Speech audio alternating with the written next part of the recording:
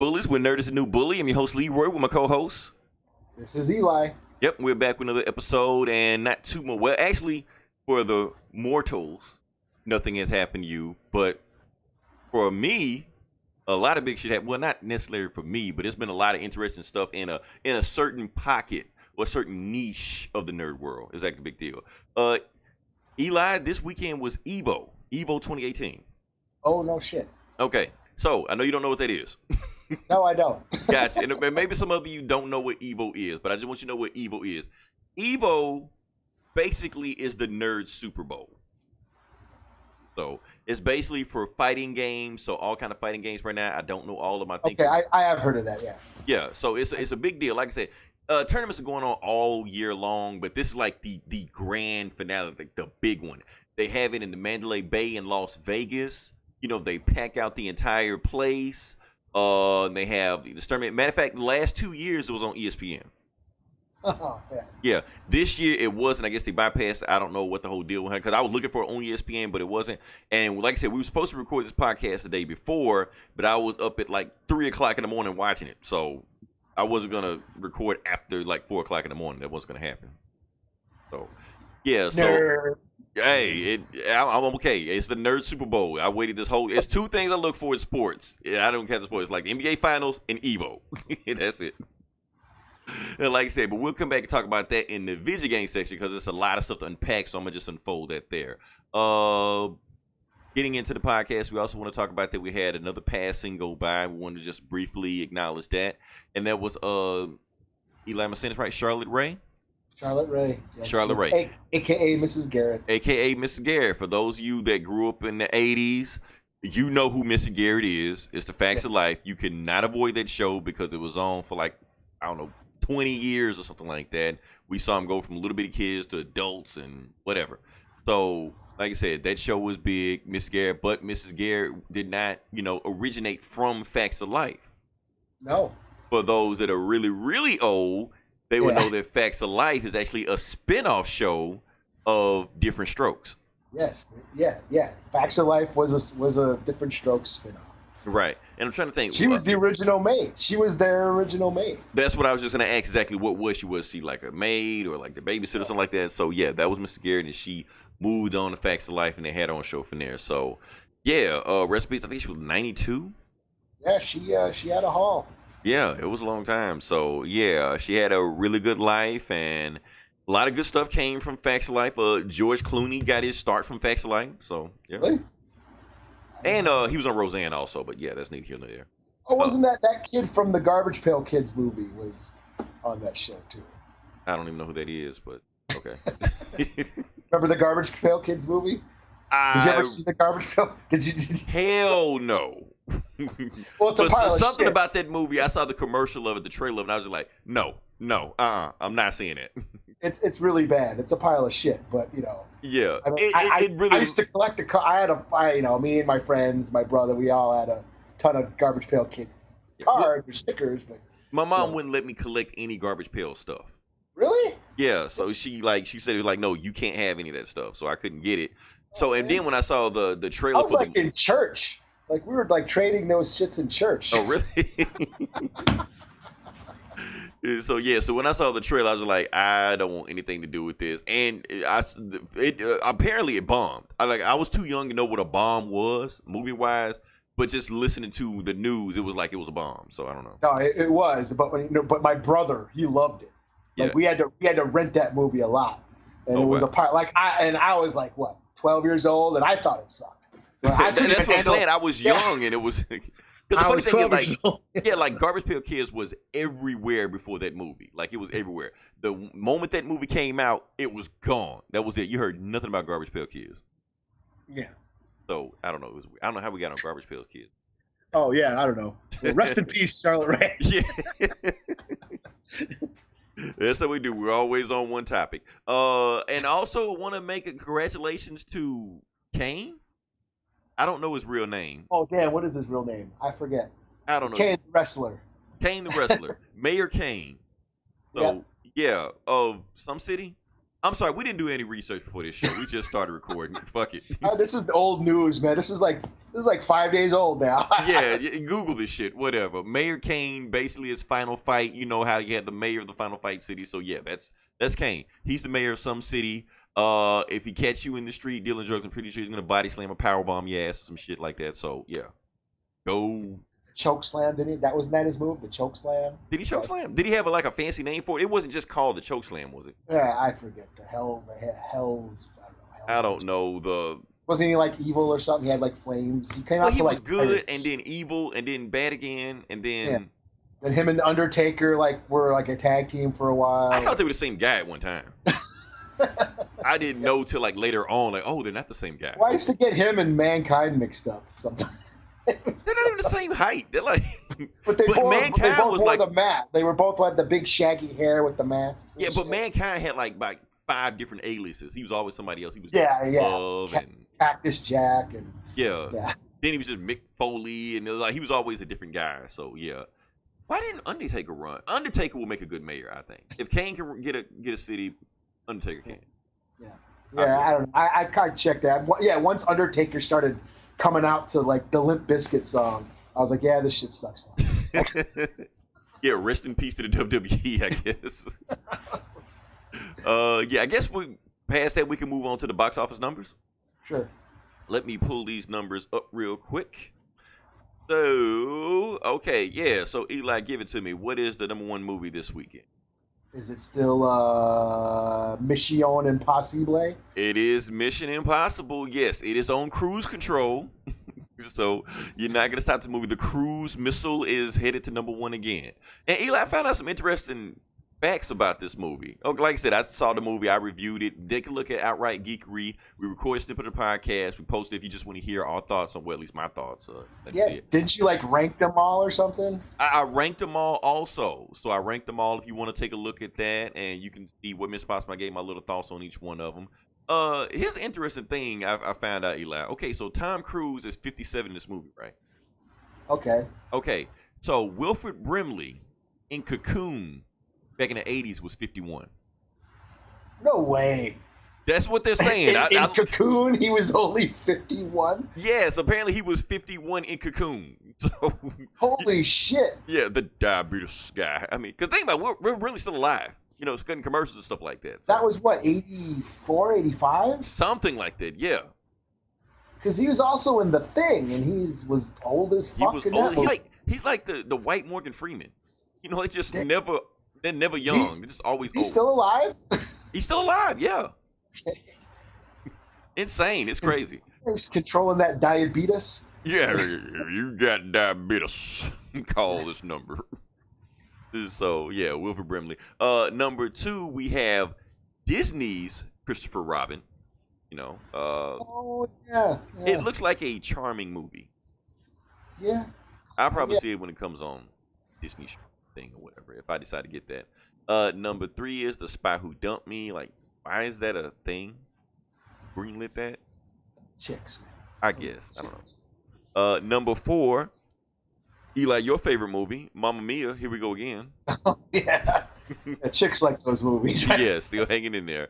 #5 is The Equalizer 2, still hanging in there. Not a barn burner like the first one, I guess, but still hanging in there.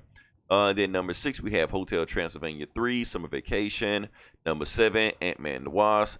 #8, Darkest Minds. #9, Incredibles 2. And #10, Teen Titans Go, the movie. Damn, that's the second week?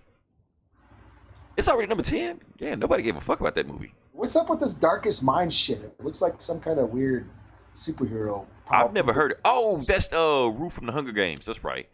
So she's like the new big thing now? Okay. I don't know. That's right. You never seen the Hunger Games. I forgot. How have you not seen the Hunger Games? I saw the first one. My kid made me watch the first one. I was gonna say at least the first one. I haven't seen any of them, but and it took me a while to see it because I was like, I always thought, it was just a battle royale ripoff, and I was just like, I don't need that. I've seen battle royale, and it's a lot cooler. And this is like the watered down, Americanized version of battle royale.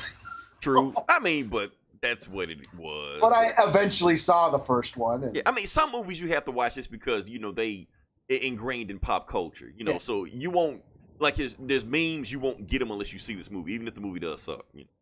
Yeah, I mean, my kid liked them.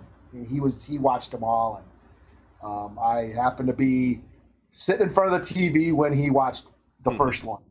Okay. I just happened to okay, and I didn't get up to leave, so I ended up watching it. Yeah, that's the thing. So Rue from the Hunger Games was in that movie. Basically, Rue was the magical Negro in the movie that taught Jennifer Lawrence all her skills, and then she immediately died afterwards. Okay. Yeah. This is how we do it in the hood.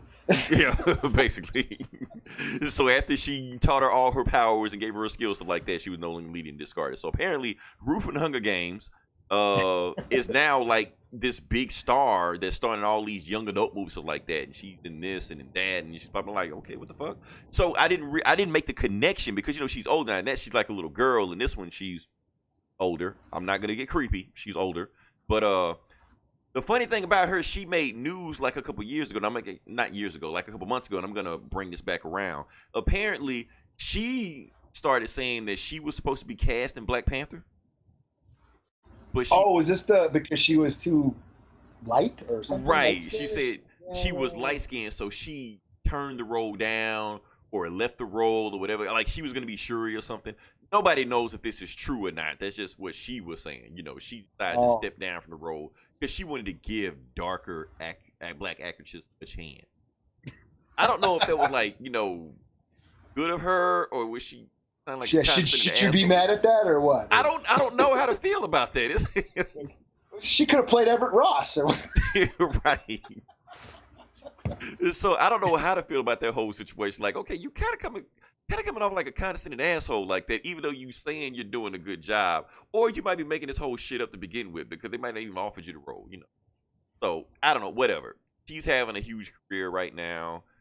Still mad to kill off a Hunger Games when she didn't do shit. Google the Max Negro trope because I'm probably going to address it in a later podcast, but we're not going to go there. That's what I was going to bring it around to. Black Panther. So Black Panther finally did it. We did it, Eli. We did it. Okay. We finally got it to cross 700 million. Oh. Domestically. Yeah. So it is the only the third movie in North America to do that.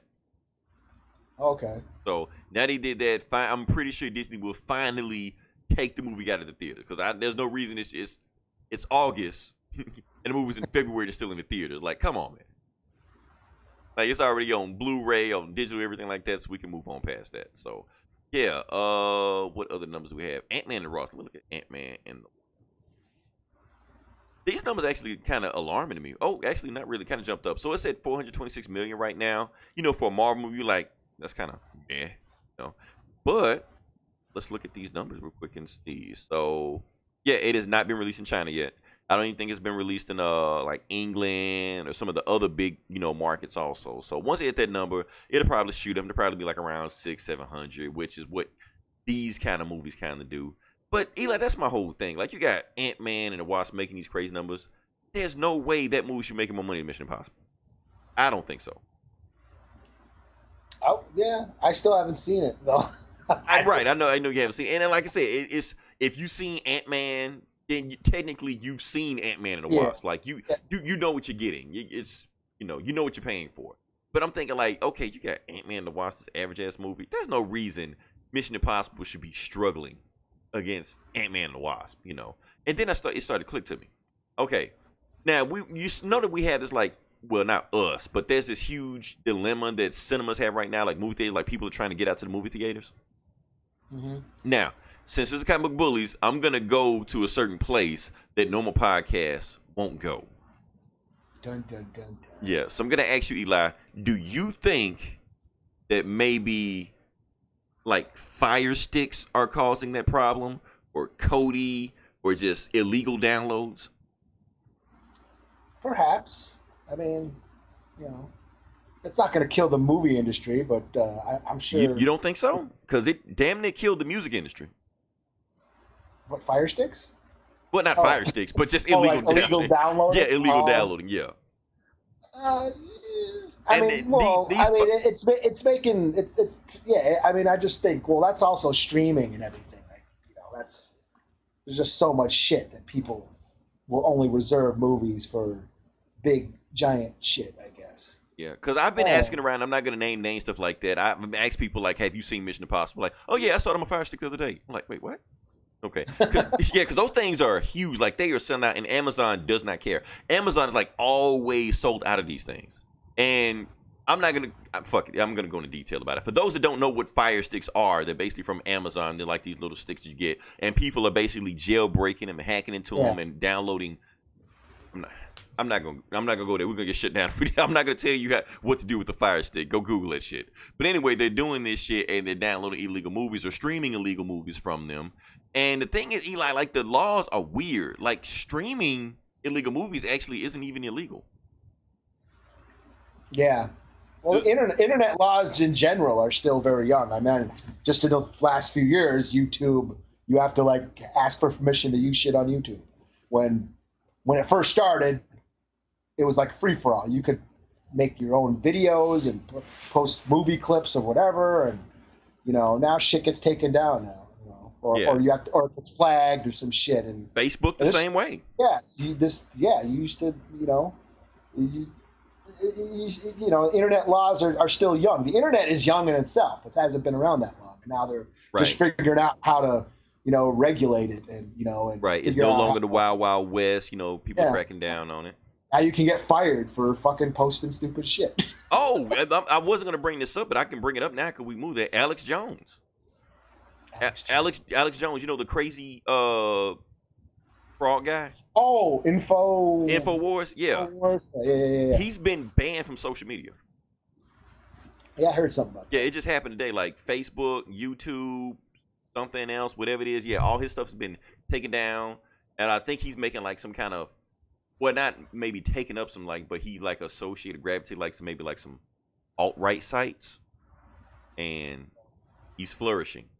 Like all of a sudden, those sites are just bigger than what they used to be now. So it's getting kind of dangerous, Eli. Okay, so we're kicking people off the social media sites that we know of, but they're just moving to other sites. Yeah.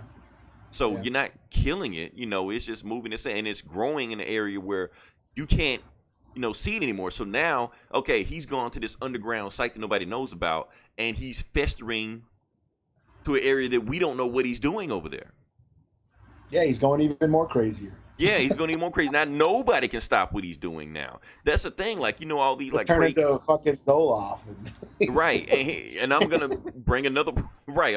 Exactly. All of a sudden, he just gets this army out of nowhere. We don't know where it came from, What we learned from the war. Right, Operation Paperclip and shit. Yeah. Where was I going? I was going to add a point to this. Yeah, like I said, you like these domestic terrorists and stuff like that. Like a lot of them organize on places that we don't go. They don't organize on Twitter or Facebook. They go to stuff like Discord. Like this shit in Oregon this weekend. I'm like the clash with the Pretty Boys or whatever the fuck. I'm like the Pretty Boys or whatever the fuck they're called. Like I hadn't even heard of them. And I guess they're a thing. Boy? I don't know. There's some new Nazi movement or some shit, or the funny boys, or the funny. I don't know. I think I heard the Party Boys. Is that what they're called? The Party Boys? I'm making some shit. It may be Jackass. I don't know. I don't know. Like, why would Party Boys kill anybody? Yeah, but it's something. It's some weird new fucking douche crew. That's. It's always something, and that's the thing. Like they're going to these, alternative sites and things like that. Because we don't gravitate to site, that we don't go to those dark areas of the internet, they just pop out of nowhere and it's surprising. If they're on Twitter and Facebook and YouTube, they get more traffic. Like, okay, watch for this guy. Like, we know Alex Jones is an asshole. We're sitting here looking at all the stuff he's doing. But now on this other site, he doesn't know, and he's just growing this fan base that we'll never know about. Yeah, just buy. Yeah, people are gullible people that buy all the bullshit. Right. So I don't know. Anyway, I don't want to talk about Infowars stuff like that. Now, Eli, I'm gonna let you, because I know you had an exciting weekend. I'm gonna just let you talk about your best weekend ever before I go forward. Oh yeah, I had me a weekend. Let's see. Well, I went to a con. Minnesota Fan Fusion occurred here in the Twin Cities, St. Paul. And yeah, I had the privilege to shout out to Outright Geekery for hooking me up with the pass.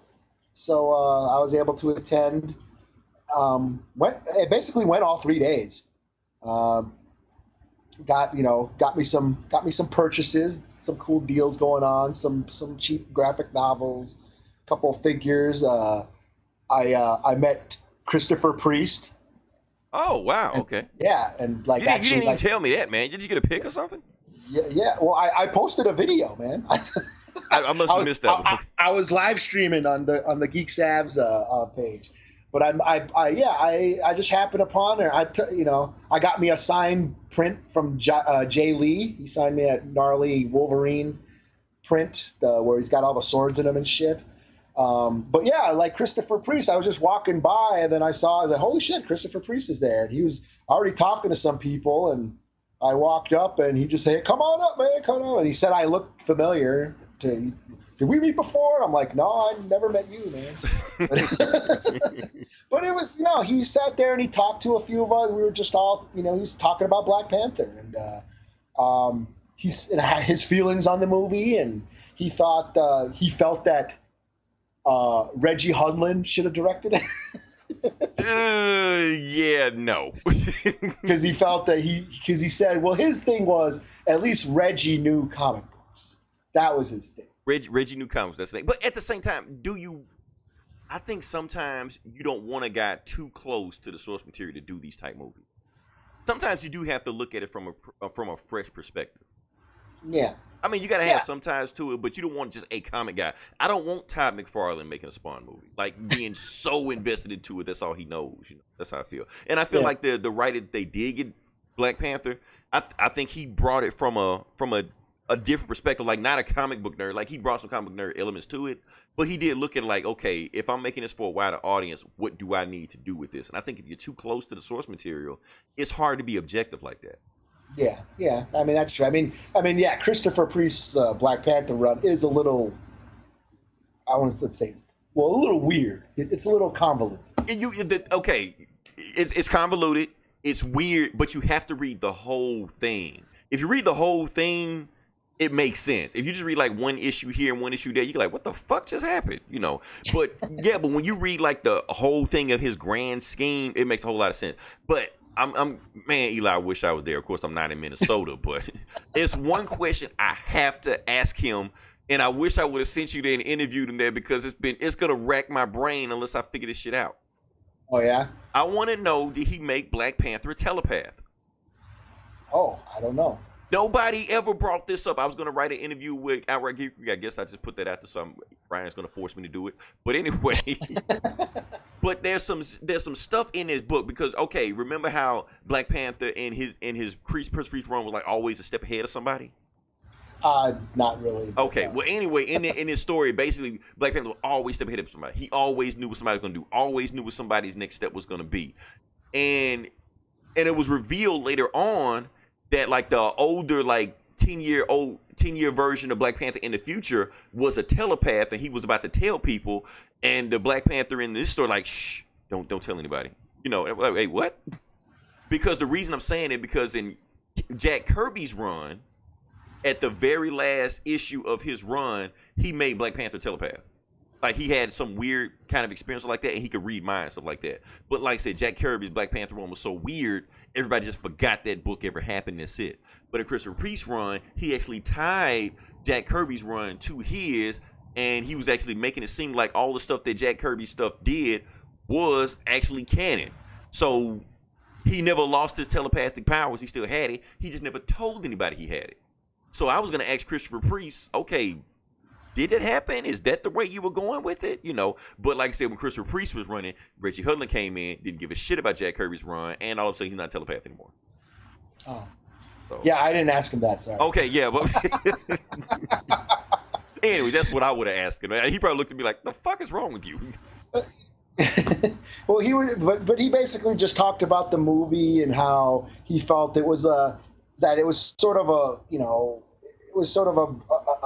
mashup of Reggie's run, his run, some of the Kirby stuff, and it was and he says McGregor, some stuff. Yeah, and I told him that I was Native, and that and how I felt like the movie dealt with some native issues, and we talked about the culture, M'Baku, preserving the culture and stuff like that. And then he told me that he had written a script about a Native American who was trying to get back his father's remains or something like that. But then he said he stopped writing it because he felt that he needed to research more. He just felt like he didn't know enough about the culture and stuff. And that led to us talking about representation in comics and stuff. So it was really cool. I mean, we sat, it was a while. We sat and talked some deep convo. It was kind of cool. And then he signed, I had him sign the Deathstroke Batman book. Right, because he did that one. Damn it, Eli. It was the other question I wanted to ask him too, man. I would have asked about his Captain American Falcon run. See, I would have asked about no movie shit, man. I would have asked him like some real deep nerd shit, man. I would have made him like, oh damn, I forgot I wrote that shit. Yeah, like I said, I just happened to be walking by and I just saw, hey, Christopher Priest, and he was already talking to some people, and I just kind of listened in, and he just said, come on up, man, come on up. So I went up and just joined in the conversation and shit. Man, I would have asked about Red Lion. I would have, man, he would have got sick of me. He would have threw me out. I'm saying. Dirty. Stalking him all weekend. Right. Then I talked to some guys. I better do a shout out to these guys. Mindwave Comics. They're the one guy's from here, Dave Wheeler. They do these comic books, the superhero Bolt and Wonder Boy, and then Samir Barrett. He's out of L.A. and he's got like a team of black superheroes. So I talked to that's on the site too. I live stream an interview on the Geek Sads and of me talking to those guys and asked about their book. So you could go check it out. But yeah, they're called Mindwave Comics. They're on Facebook and Twitter. And then what else did I do? Oh, Jesus Christ. The reason why I went, Ray Park, the guy who played Darth Maul. Darth Maul, Headless Horseman, Toad from X-Men. Snake Eyes, the G.I. Joe. Snake Eyes, yep. Yep. I met him, got my Darth Maul figure signed, went to his panel. He's a really funny guy. He did like a lightsaber demo and shit. It was pretty cool. He was funny. He was funny. He was really cool to meet. I told him what I thought. I told him what I thought. I was like, Darth Maul's the coolest shit out of the fucking trilogy or the prequel trilogy. Hell, out of the new trilogy. He might be the coolest Star Wars character, because he randomly popped up in Solo spoilers, since the original movies. So he was really cool. There was this really funny. He was they were talking about how they didn't use his voice for Darth Maul's voice, obviously, because he's at last the I will come. That wasn't him. Yeah, he's British, and he, especially back then, he was like in his early 20s. He had just moved from Europe, and he's been in the States, for most of this time.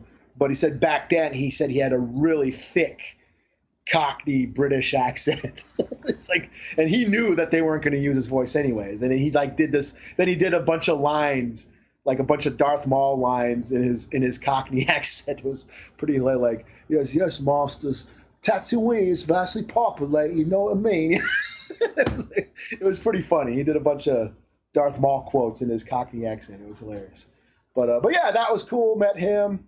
I didn't get to meet. I saw them walking around and stuff, and saw them at their booths. But Summer Glau was there. River what? Fuck, man! Next time, take me.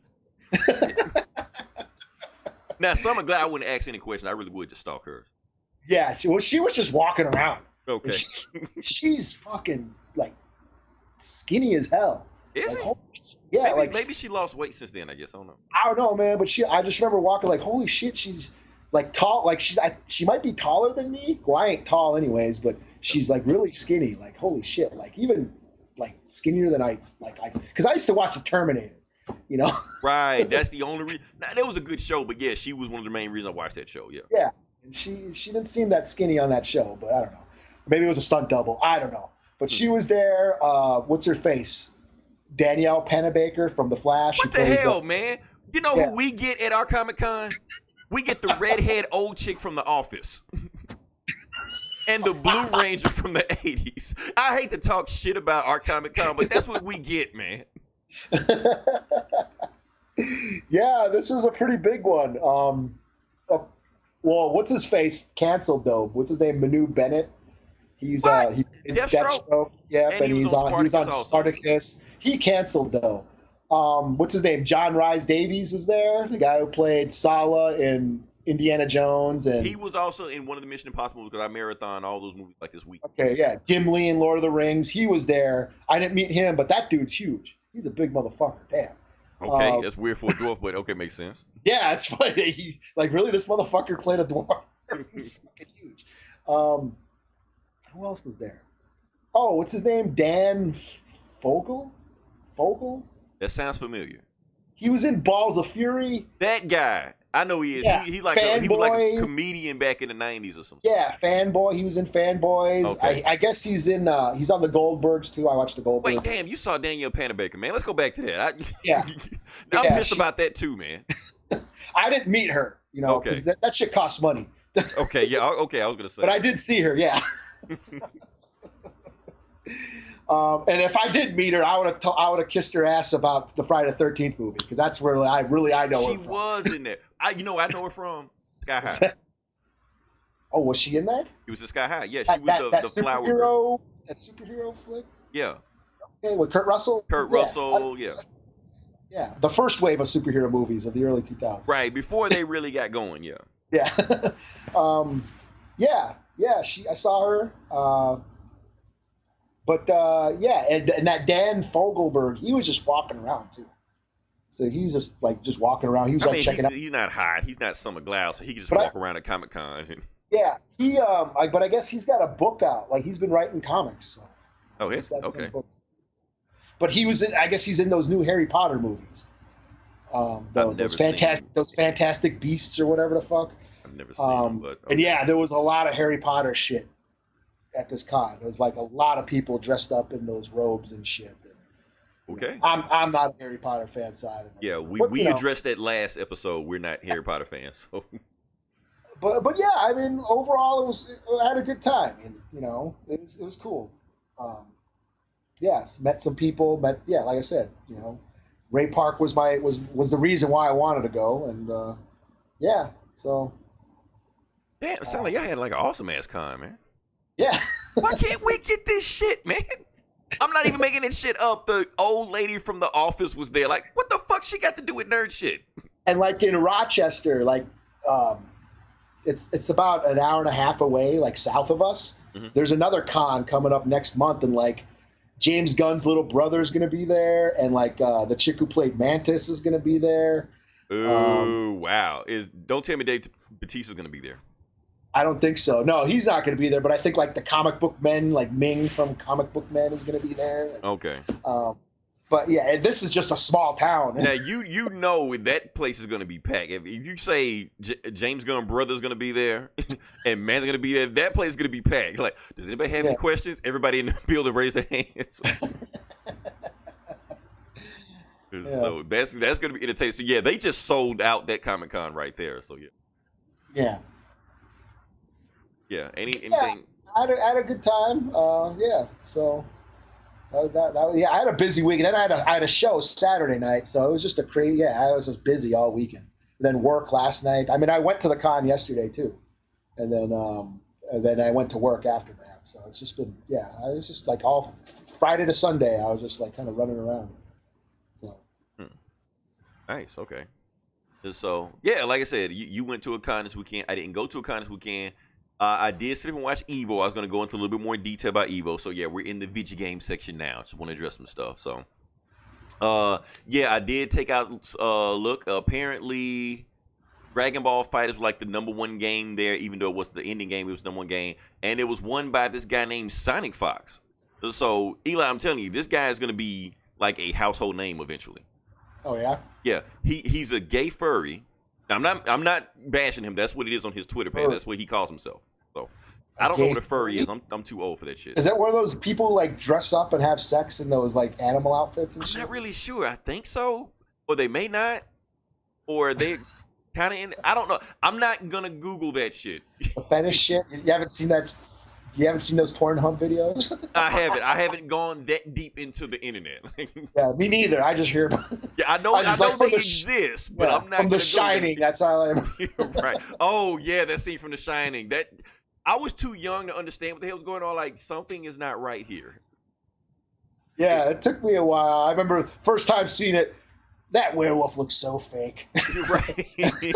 Like kind of missing the point of it, but yeah. And then as I get older, wait a you second. look right. This, You look at a light bulb. You're like, oh, that's what that meant. this is way more fucked up than a werewolf. Right. Oh man, yeah. So like I said, Sonic Fox won Dragon Ball Z Fighters, and I'm actually proud of him because a lot of people said that when he won Injustice last year, they said, "Oh, you just play shit fighting games nobody plays," because nobody takes Injustice seriously. People love the story mode of it, and people love the comics of it, but actually, like it's a fighting game, kind of trash. So nobody took him seriously for that. But he won Dragon Ball Z Fighter, which was the #1 entry, is the biggest one and the most streamed one. Then he has everybody respect. Matter of fact, he was like a SNL skit last year and stuff like that. So yeah, this guy is on his way to being like a household name. So eventually, when you hear about like fighting game tournaments, it's gonna start being synonymous with him. He's gonna be eventually the face of this shit. Okay. You know. Because I've watched some of those tournament shows on like TBS. The I can't remember what they're called, but I don't remember any of their names. E-League or some shit. Yeah. Yeah, E-League. Yeah, where they go to the house and shit, or they do those tournaments and they fight. It's usually Street Fighter or Tekken. They're always playing. Yeah, and the weird thing about it is that it's a lot of wrestlers. Even though I don't keep up with wrestling or anything like that, it's a lot of wrestlers that are fighting game fans. So a lot of wrestlers would show up at these fighting game tournaments. Yeah, like there was like I know Shaq showed up. He was like a celebrity. Shaq was there, yeah. Yeah, and he showed up there. And what they're trying to do is that they're trying to, because wrestling has this showmanship about them and stuff like that. Yeah.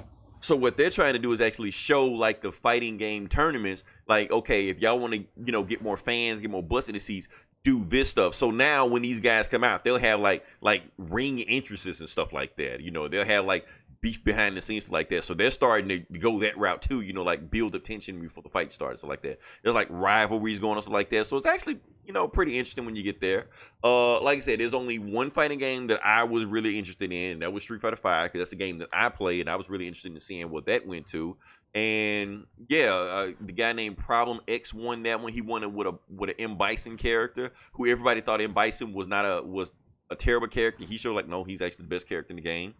So that's pretty cool. Now, only they do that, they actually introduced 2 new characters. One dude that like Abraham Lincoln, whatever, and Sagat, who's everybody been waiting for. So now the game is gonna shoot through the roof. People are gonna, be excited for that one. But that's not the most interesting thing, Eli. The most interesting thing was Tekken. Now, here's the thing. The reason it was interesting because they had a guest fighter. Like the other downloadable character fighters, they're gonna show up there. Mm-hmm. And the character that they announced for Tekken is Negan from Walking Dead. Okay. Yeah. I was like, okay, but everybody else went nuts over it. So I'm like, okay. It's like how you didn't watch Hunger Games. That's how I feel. Like, okay, I feel like I'm missing out on some pop culture shit, Yeah. So, yeah, but that was cool. Like I said, it was interesting. Wish it was on ESPN, but hey, it is what it is. And yeah, that's it. Yeah. Yeah. Shoot, anything else we got to do before we get to the main part? I think we got everything. You're done with video games? Yeah, I'm done with it. I'm pretty sure. Oh, okay. Yeah, I wasn't gonna go for. I was expected to sit here for like 10 minutes and shit. No, because I know you was about to put your headphone down and go outside and smoke a cigarette. Well, I just and then this fighting game, like I'm not gonna go for that shit, man. Just get to the point, get in, get out. So. That being said, we can move on to the main part of the podcast, the bread and butter of the podcast. Actual. Is that dude who won the game? Is that this guy on the screen? Yes, that's the gay furry. Okay. Yeah. Okay. I thought it was some rapper that. Oh no. Maybe he got a mixtape. I don't know. I was like, oh, what shitty rapper is this now? I just look, but I wasn't gonna say nothing in case you liked him. Like, I got his album, motherfucker. Right, I'm listening to his mixtape right now. No. So, like I said, we can talk about the Yeah. bread and butter of the podcast, the comic books, where we had some comic books come out this weekend. Well, actually not this weekend, but last week. And we can just talk about briefly what's going on. And I guess I'll start it off, Eli. The first book I'm going to talk about is Justice League #5. Okay. And Justice League #5 actually crossed it out. And it's not just Justice League #5, it's actually Legion of Oh, that's Doom. right. That's right. I Yeah, heard about this. Legion of Doom #1. So technically, this is not a Justice League book. This is a Legion of Doom book. So This is Snyder. This Scott it's Snyder. not Snyder. Oh, From really? what I'm hearing, it's that James Tynion guy. Oh, no shit. Yeah, but the thing is, it smells like Snyder. Oh. So it's like I don't know I don't know how to feel. Yeah. You know, 5 days ago. 3 Right. days ago. That's 2 minutes exactly ago. what it was. 5 seconds ago. Yeah. Ancient Greece, 10,000 BC. Right, that bullshit that's going on right now. So let me just get to the story about basically what happened. Like I said, this is, like you said, before Doom. That's what the whole story is about. And it's on the Source Wall breaking up the Green Lanterns, or trying to stop the Source Wall from destroying itself, stuff like that. And it's getting so bad that Sinestro shows up, and he brings the Sinestro Corps with him. And he's like, you know what, it's so bad because if we don't stop this, all the reality will be, written from existence. We might as well team up with the Green Lanterns, even though I hate doing this shit. So before he goes and teams up with the Green Lanterns, Lex Luthor shows up in outer space, sitting on the Source Wall, and it's just like, "What the fuck are you doing here? You're human." You're like, "Yeah, I am, but I invented something that lets me teleport across space, time and space, and shit like that. Or at least I stole it from a guy that knew how to do that stuff." So, okay, like Luthor, what the hell do you want? You're like, Sinestro, I'm here to make you a proposition. You're like, and Sinestro like, Luthor, there is nothing you can do to offer me. I'm Sinestro. You're human. You're like, what if I offered you a spectrum that the Guardians never told you about, that's more powerful than all of them combined? And Sinestro like, okay, keep talking. And then it cuts from there, and we go to Gorilla Grodd. And now Gorilla Grodd is actually attacking the UN. He's mind controlling everybody in there to basically fight to the death and try to kill each other. And Lex Luthor is in there with him, and he's like, and Grodd is like, Luthor, what the hell you want? And he was like, I came to give you a proposition. He was like, Luthor, if you didn't have those psychic blocks in your head right now, I'd make that Russian over there eat you. Or you eat him, one of those other. He's like, what if if you kill me, right? And then he's like, you know what, I'm gonna just kill you myself. So he grabs Luthor by the throat, and Luthor's like, no, if you kill me, you can't hear my story. Because I have a way. What if I told you I had a way that you control the Speed Force for yourself and take it away from the Flashes? And he's like, okay, keep talking. So then we cut back and we got another flashback with Lex Luthor, like in one of the other books where he like killed a whole bunch of dudes that were like friend with his dad because he like hates his dad and shit like that. But he goes into this alternate dimension where his dad had a bunch of stuff where it was like some signs and stuff like that where he was basically saying about the Source Wall and stuff that's hidden secrets of the universe. He's like, how did my dad know this stuff? And then he finds like this little knob on the table, and it's actually like this secret like power to the universe, stuff like that. So he decided to find out what's going on. He builds some kind of time machine that goes into the future, and he actually sees that he rules the future. Like the whole future is Luthor. Like he goes to like something called LexCorp City, and it's just all him. You're like, okay, what the hell is going on here? You're like, well, we worship you now, Lex Luthor, because you showed us that superheroes are this ideal that we can never live up to, because we're not superheroes. We're human. They're supposed to be these gods, stuff like that, but we can't live up to that. It's an impossible thing. So we decided to live up to your image because you're human.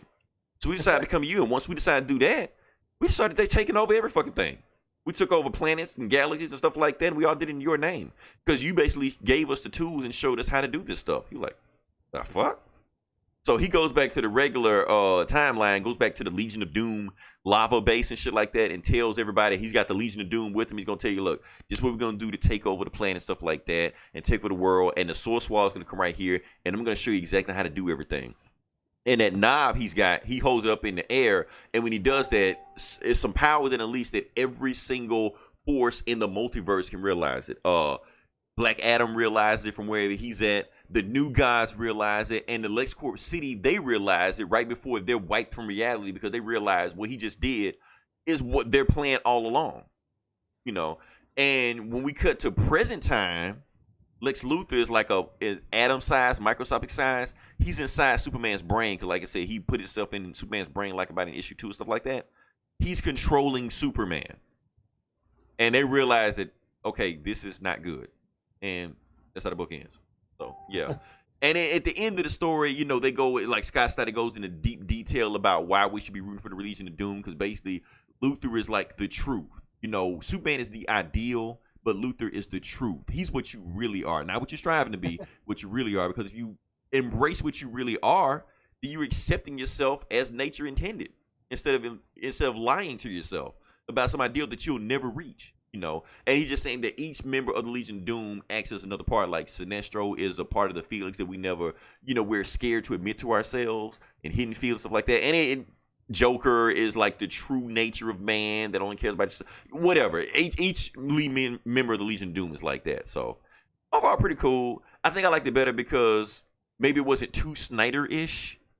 You know, kind of mixed in. So I get the book about a 4 out of 5 because it was interesting because it's a book about the bad guys, but to make the bad guys the good guys. Yeah, it reminds me of that. I don't know if you ever heard of like Dan Harmon, his Harmontown podcast, but he had this bit about where he talks about Superman and Lex Luthor, and it's fucking hilarious. He talks about how how Lex Luthor like it's like I will beat you with my knowledge. I'll have to, if you just like go to YouTube and just search Dan Harmon Superman, it's like he goes on this whole spiel about it's fucking pretty funny though. Yeah. But yeah, that was cool. So, am I up next? Oh yeah, yep. What am I? Let's see. I'll get Venom out the way because this is Venom. Now, you know, I mentioned this, you know, last couple weeks. I've been behind on shit. You know, I was reading like real books, you know, real novels with no pictures in them. Picture words and stuff. Yeah, I was and so I've been behind on some stuff. I've been behind on a bunch of books, and you know, a while back, you know, I had purchased Venom #1, the Donny Cates Venom book. And it's just been sitting in my pile of crap Donny that I never Cates, y'all. Yeah. Shout out to Comic Cast. Yeah. So, I finally got around to picking up #1 the other day. I read it, and I was like, holy shit, that's awesome. So what did I do? I ran out and got the rest and got all caught up. Nice, okay. So #4, just read #4, and yeah, this book is just like all sorts of crazy. So let me just quick recap, get you caught up. What's been going on, you know. So Eddie Brock, he's been really struggling with his symbiote half. The symbiote seems to be like responding to some weird energy, and Eddie's having all these weird nightmares where the symbiote is like speaking in some weird language that he can't understand. So that's like what's been going on, this inner turmoil with Eddie and the symbiote. But then Eddie is contacted by this guy named Rex Strickland, and he's this Vietnam vet who was a part of this top secret SHIELD experiment where they used ancient symbiote strains, and it turned like him and his whole squad into like these, you know, symbiote super soldiers. So he's basically employing Eddie to help him go rescue his squad, you know. And it turns out that this ancient symbiote strain, it was on Earth for thousands of years, and it dates back to like the Vikings. Like the Vikings fought the symbiote back in the Dark Ages, and that's where they got the name Grendel from. You know what? Okay. Yeah, yeah. Like I said, crazy. So, so Eddie and this Rex guy, they go and rescue the squad members from this facility. But you know, when they try to rescue them, the soldiers turn into the symbiotes and they start attacking everybody. And Eddie's symbiote starts going nuts. Like they're speaking in this language, and it's making Eddie's symbiote go crazy. They end up kicking Eddie's ass, and he almost dies. And then the symbiote they all like form in like Voltron into this giant like Venom dragon, and they start terrorizing the city. So Eddie like recovers, but then he ends up teaming up with Miles Morales to fight this giant, you know, Venom dragon. And Miles uses he calls it the Venom Blast. It's this giant sonic wave that neutralizes it's a big sound wave, and it fucks up the symbiote. And he does it, and he neutralizes the dragon. But it almost works, but it was revealed that the ancient symbiote, it's the very first symbiote strain ever, and it's basically the god of the symbiotes, and his name is Null. And all the other symbiotes basically serve him, he's like the alpha, he's like the king of the symbiotes, and they're like a hive mind, and they all answer to him. And he takes Eddie's symbiote off him, and he's like, "My child, you've been infected. Let me cure you. You have been infected with humanity. Let me bring you back to the darkness." So that was the last issue, and this one picks up right where the last one left off. And you got his name's Null, this god symbiote, and he traps Eddie and Miles in this giant symbiote blob, and then he basically tells them how he was created. So this book is basically the origin of this symbiote god, and okay. yeah, and he was back in beginning of time, when the universe, it was just all darkness. That's where he was. He was born in the void until the Celestials came and brought light and creation. Null and void. Uh-huh. Yeah. Yeah. The Celestials came and created all these worlds and basically brought light and disturbed his darkness. So Null created the first symbiote, which was basically a sword called the God Slayer, the all black, the Necro sword. It was a living weapon, but it wasn't a suit. It was actually a living sword. And he kills a bunch of Celestials and chops off one of their heads, and that's the Celestial that becomes that head is the Celestial that becomes Nowhere. So this blade, I don't know if you're familiar with Jason Aaron's Thor run. This is the blade that the God Slayer or the God Butcher that Thor fought. This is where he got the sword from. So he's referencing that. So this Null, this god of the symbiotes, he starts like forging these living weapons and attaching them to hosts all over the galaxy. And they start invading all these worlds, including Earth. So that's why there's this ancient symbiote strain back in the Dark Ages, back in Norway, battling the Vikings. And Thor comes down and kicks his ass. The lightning from Mjolnir is just too much for him to handle. And right, because that's their weakness, right? Yeah. So he gets separated from the symbiotes, and then they start basically infecting all the human hosts around them. And symbiotes start taking on the memories and emotions of their hosts. So they start becoming more human, and they start thinking for themselves, and they're basically like, okay, we don't need a god. So they end up trapping him on Clintar. Now, this is the big twist. It turns out Clintar is not the home planet of the symbiotes like we all thought. So Clintar is the ancient word for cage. So Clintar is a prison planet that the symbiotes put Null inside and trapped him there. And all that crap about the symbiotes being good guys and honorable warrior race and all that Bendis bullshit, Space Knights and all that crap. Right. That was just like a lie they told so they could, so they could be more independent and not be a hive mind. So Null, the symbiote god, ends up returning to Earth, and he's searching for that ancient strain of symbiote so he can reassemble the Necroblade and take over the symbiotes again. So that's basically where the book ends. Miles gives, he's telling the story, and then Miles basically gives him a sonic blast and fucks him up a little bit and grabs Eddie, and they try to escape, but then Nola's like, okay, you guys can't do it. Okay, now I'm pissed. It's time to whip some ass now. And then the book ends. Damn. Okay. So this is basically a reboot, and it retcons all kinds of shit, but it still honors the continuity and references like stories like Thor and Guardians and shit, and it also gives a reason why fire and sound hurt the symbiotes, because Null was forging his weapons, and some of these weapons had imperfections. So that's why the symbiotes are sensitive to sound, because of the clanging of the hammer and the heat from the forge. That's why they don't like sound and fire. So yeah, this is just awesome. I was, like I said, I read the first one and then ran out and bought the rest. And the story's awesome. The art is dope, especially the battles. It The sounds like epic, some epic God of War shit. Yeah. The Viking battles. Mixing that Lord of the Rings shit, but still with the sci-fi space element. It's just all around, pretty fucking amazing. 5 out of 5. Yeah, this is just dope. Yeah, that sounds insane. I've been hearing a lot of stuff about Donny Cates. Yeah, Donny Cates. Yeah. Donny Cates has just been like rewriting, like Marvel's space adventures. They're like, okay, whatever he's doing, just do that. Yeah. So yeah, next book I'm gonna review is Captain America #2. Like I said, this is another book from Ta-Nehisi Coates, and I pretty like this one also. And you read this one also, didn't you? I did read it. Yeah. Okay, so like I said, I'm just gonna fly through this one because they actually went a whole lot of meat to it, so I can just get to the point of the story.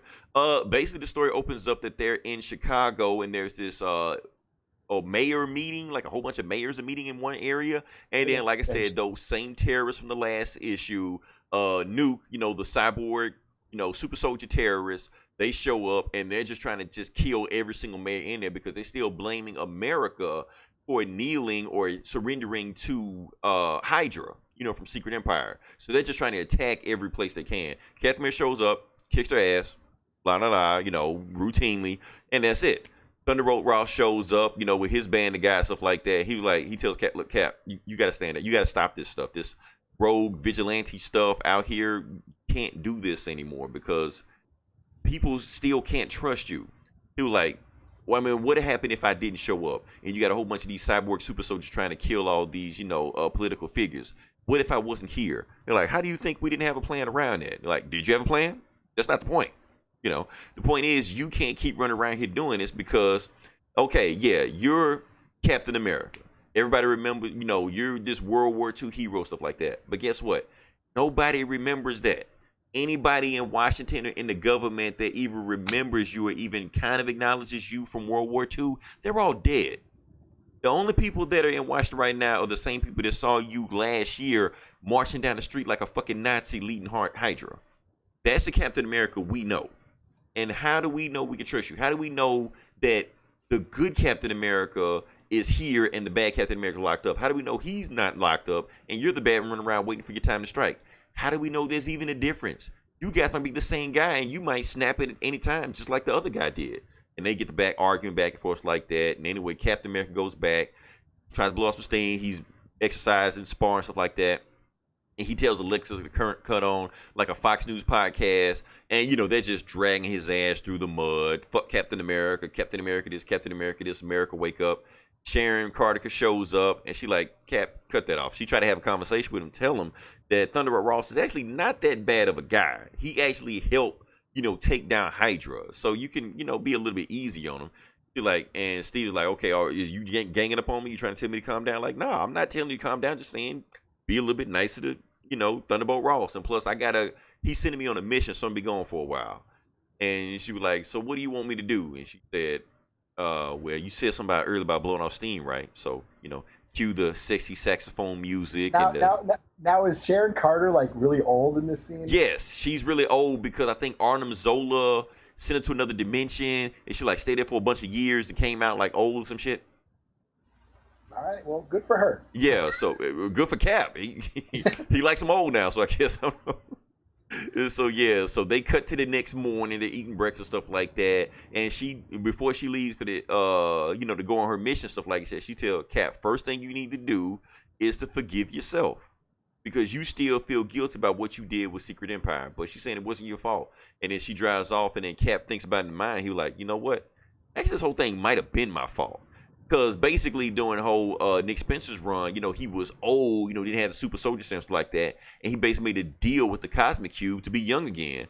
And that's basically when everything went sideways when the Nazi Cap showed up. So some of this stuff actually might be his fault. So he's like, it's only one way for me to, fix this. So he reaches into this box. He pulls out some Kimoyo beads. And for those you who are familiar with, where we're going with this. So he pulls out the Kimoyo beads, press them together, and he gets this this conference call with T'Challa. He shows up, T'Challa's there, Shuri's there, some other Wakandans are there, stuff like that. And he basically says, good morning, Steve. Are you ready to begin? And then the book ends with the next issue saying, next issue, Wakanda forever. And that's it. So yeah, so Ta-Nehisi Coates found a way to make this a Black Panther book. Yeah, I've been hearing shit about like people are like pissed off and shit about like him trying to bring it back to Black Panther. But I was when I've read it, I was just like, oh yeah, well, didn't like Captain America went to Wakanda to like hide out for many years. Right? His shield is from Wakanda. What the fuck? Yeah. What are they mad for? Like, what are they mad for? SJWs trying to blah blah blah blah. Black Panther can show up in Captain America books all the time. Captain America recruited Black Panther to the Avengers. So this ain't no big thing. He took Falcon to Wakanda to get wings. So like Black Panther showing up in Captain America books is not that big a deal. Yeah. They're just saying, oh, it's Coates again. Oh, yeah. Those the party boys. It's shoving your agenda down our throat. Like Black Panther to be in Captain America books all the time. It's like nothing. Captain America show up in Black Panther books all the time. So yeah. I don't know. Yeah, like I said, really good, strong story. I see where he's going with that. He is putting the blame back on Captain America. So not like Captain America is like 100% not, innocent from this. And also like the parallels how he was saying like the nuke soldiers were parallel basically to him. Like it was all circumstances because like I said, he was, a young 70-pound weakling. And he just wanted to be in the war. And we like to think that Captain America is like the most noble person, stuff like that. And he's all for virtues like that. But at the end of the day, it breaks the boys down to is that in 1940s, if you didn't fight in World War II and you didn't get drafted and serve for your country, you're not a man. You're just a boy. You might as well, stay home with your moms like that. So that's the only way he could gain manhood to that. But he couldn't do that because he was a 90-pound weakling. He couldn't pass the physical. So he didn't become Captain America to become, get superpowers. He just did it so he could go to war. He didn't care what they did to him. Just can I go to war? Do it. I'll be your lab monkey for whatever you want to do. And it basically the same thing that he did is the same thing these nuke soldiers are doing. It's all circumstances. Yeah. So I like what Coates is doing with it. I mean, I give the book a 4.5 out of 5. It's pretty cool. I like the Black Panther twist, So. Yeah, I enjoyed it a lot too. Like, wow, I think I might just add this to my polls, Yeah, I feel like he's adding layers to Captain America I haven't seen before, Yeah. That moment where he's like, he's fighting himself, the hologram self, that's like, wow, Coach, there you go. Yeah, symbolism because he's battling himself, Yeah, he's conflict. He's feeling conflicted within himself, and he's fighting, and then he gets his ass, like the hologram kicks his ass, right? Like his guilt is overpowering him and shit. But yeah, like Coates is getting better, right? Yeah, it almost make me want to pick up his Black Panther run again, but I feel like that's gonna suck. He's like, so maybe it isn't as. Maybe I gave it a oh yeah. So not as bad as we thought. I'm pretty sure it is as bad as I thought. I'm just hoping maybe it got better, but maybe it's just as bad as it was before. He got practice. He got good practice, and now, maybe he's listened to the people been listen to the critics and just adjusted. But it's really well written. I mean, it even felt a little Frank Millery at points because you just hear that inner voice. That cynical inner voice. Even Garth Ennis, like the Punisher, had that shit. That not literal, literal panel with action, but like what's going on in his head. It was really well written. Like even though he's taking down the bad guys, it's deeper stuff going on than that. Like everything is symbolism. Yeah, and you're right. It did feel Frank Millery. Yeah. Yeah, that was the same deal they made with me, with the and then the shot of the nuke guy with the flag just right there. Right. Just mowing down people, stuff like that. So good stuff. So I guess you're next. I'll do Immortal Hulk number 4. Now I got into a big discussion on this page I follow called Twin Cities Geek. It's a local geek community page, and someone posted about this. Someone posted, "Hey, did anyone read the new Hulk?" There's a shout out to Minnesota because this book takes place in Minneapolis, and I was like, "Yeah, everyone's speaking that Fargo speak, with that Fargo accent. You betcha, don't you know, oh yeah, And then that led to a big giant, yeah, we don't talk like that. And then people, yes, we do. And then, yeah, so people, the Minnesotans got offended by the accent use. Oh man, come on! How many times have I seen people in Mississippi have accents? I'm like, sometimes you gotta let stuff slide. Yeah, it was just funny. I just mentioned that, and it just blew it up. And then, hey, I'm from Fargo, and I'm offended by that. and the truth is, I don't hear it much. I hear, like, if you go up north, like outside of the cities, you don't hear it as much. Mm-hmm. There is a Minnesota sort of drawl, there is an accent, but you don't hear like the shit you hear on Fargo until you go up north. That's when they're all like, "Oh, you betcha, you darn tootin'," all that shit. But yeah, this continues on my love affair with this Immortal Hulk book. Basically, that reporter, what's her name again? Jacqueline McGee. She's been following. Are you serious? Yeah, Jacqueline McGee. That's her name, right? Is that her name? Okay, I'm just saying. From the old Hulk TV show in the 70s, the guy's name was Jack McGee. Yeah. Okay, yeah. Is that his daughter? I don't know. He never existed in the comics. That's the thing. Yeah. Well, that's why this book is so cool, because it's got all these shout outs to everything. You know what I mean? And the book feels like that show. Like every issue is a different episode. And Jack McGee is supposed to exist in the MCU also. During the fight in Incredible Hulk, when he was fighting like not Abomination, but the Human Abomination. He was snapping the cell phones, and he had an interview, and they showed that at Jack McGee. So, was that?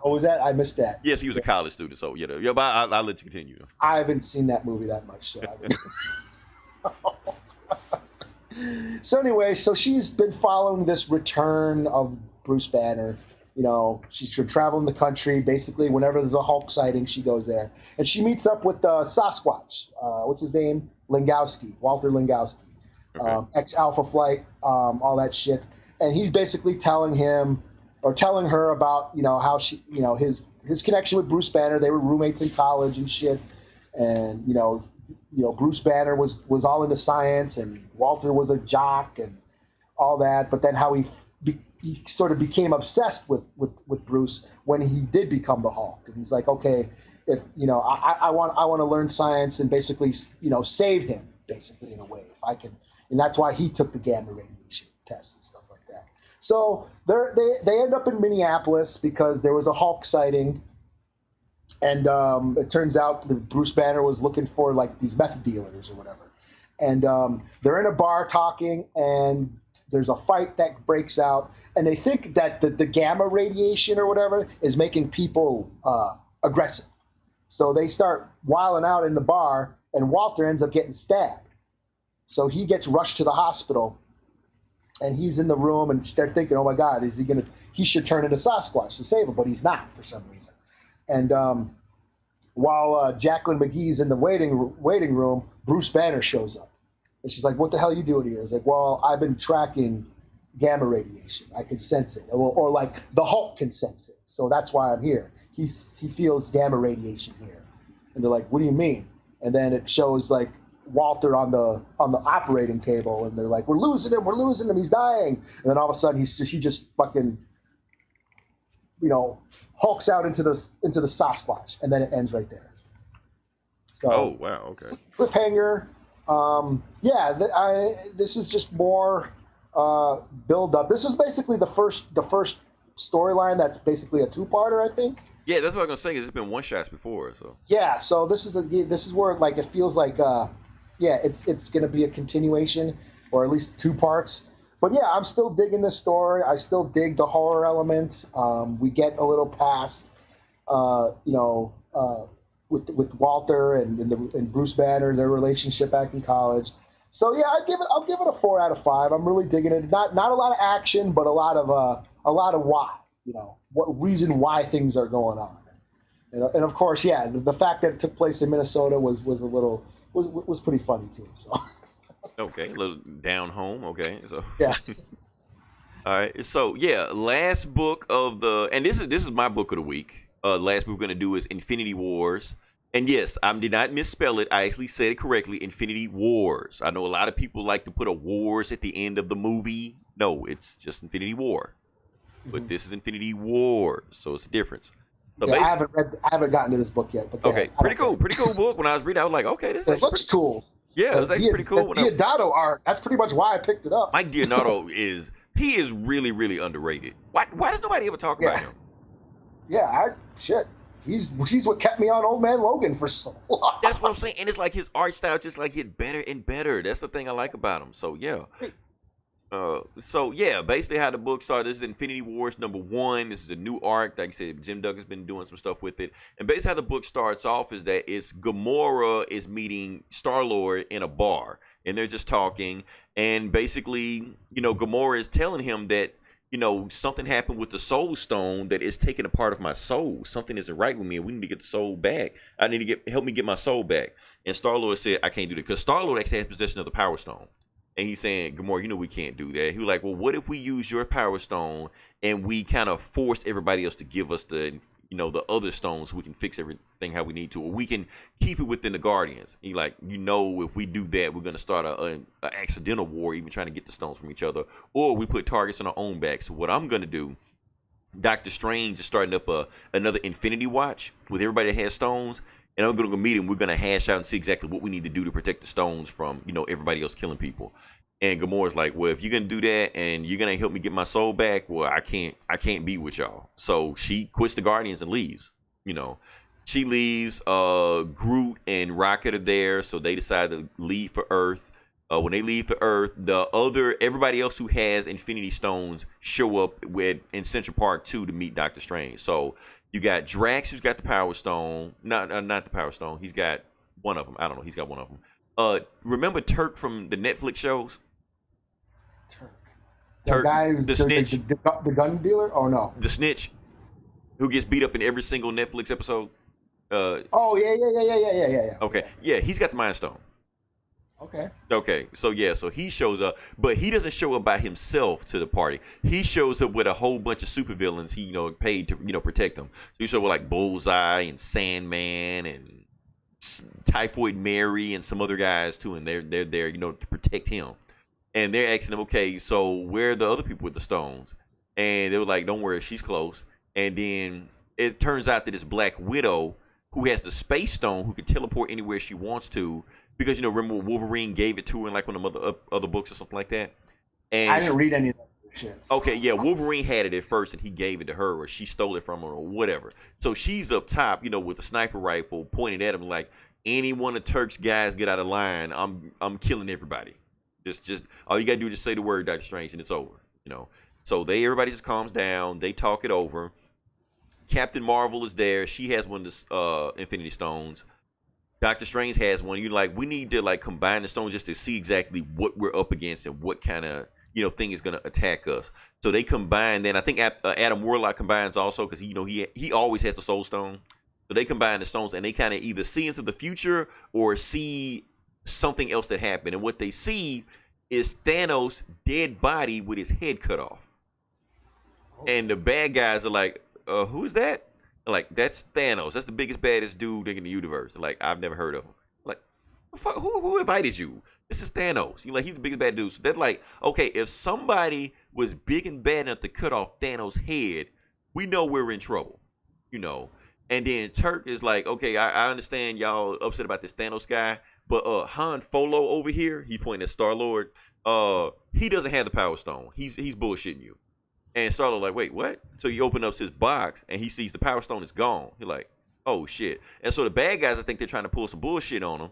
So they start attacking the good guys, and the good guys start attacking the bad guys. It's all over. And Black Widow's like, Doc, you want me to kill somebody? You want me to kill somebody? Let me know. But before they can do that, some hooded badass with this big ass sword pops out of nowhere and is like, everybody stop fighting. I don't want to hurt anybody. I don't want to kill anybody. But to make sure everybody protected, I want everybody to give me your souls, give me your Infinity Stones right now, and I won't hurt anybody. And Drax is like, you're not taking the stones. And the first thing that hooded person does is smack the shit out of Drax and slaps him through a few buildings and shit like that. And Doctor Strange's like, okay, wait, who are you? He was like, oh, and then you know what? To show you that I'm on the up and up, the hooded badass, throws them Thanos' head. You're like, I'm one of the good guys.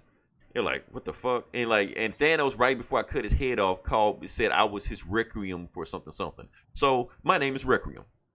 And then the bad guy's like, you not, and the good guy's like, you're not taking our stones. So it's everybody is fighting this person, and Requiem is just beating the shit out of every single body, just fucking everybody up. There's nothing to do. And the Doctor Strange is like, okay, whoever this person is, the Power Stone that Star-Lord was stolen from, the Power Stone is in that sword that this person has. And that's how that person is able to fuck up everybody, because they have an Infinity Stone. So Rocket like, no, fuck this. So Rocket jumps up and takes a gun and shoots, Requiem dead in the face and just blows Requiem's mask off. And then Rocket like, oh, that's who we're fighting against. And it turns out the person they're fighting against is Gamora. Gamora is Requiem the whole time.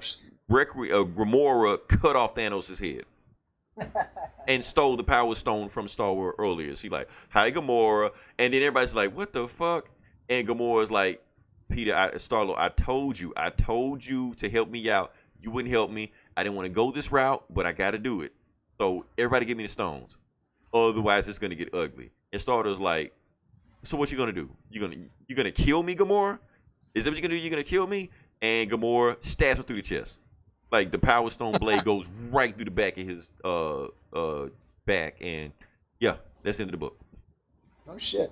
Yeah, so crazy story. Is he going to die? Is he really going to be dead? Well, before Gamora says it, Star-Lord says, are you going to kill me, Gamora? And right before she does it, she said, no one ever really dies. So, who knows? Who knows what happened? All I know is that the book, the cover of the book actually spoils the book. Well, in comics, yeah, no one really dies.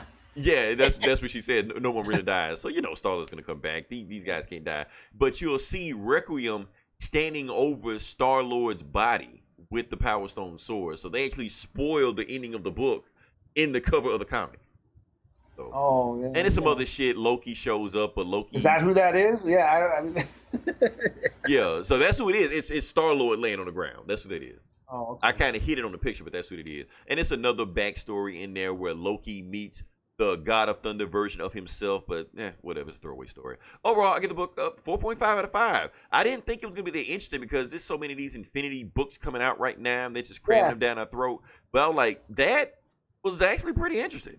Yeah, I didn't read any of the Countdown to Infinity. I didn't read any of that shit. I was just going to, you know what, I'll wait, because I got Marvel Unlimited. I'll just wait till the shit comes out on there. Right, and then read it there. And then read it there. And I was going to just do it. I was just going to do that for this, but then I started flipping through it, and I was like, okay, this looks really cool. So yeah, it's like they were building towards this. Yeah. Oh, pretty cool. So yeah, good story, and I think that's all the books we got. I got no more books. Yeah, I'm good. Okay. Yeah, like I said, if you listen to it this long, definitely like, share, and subscribe.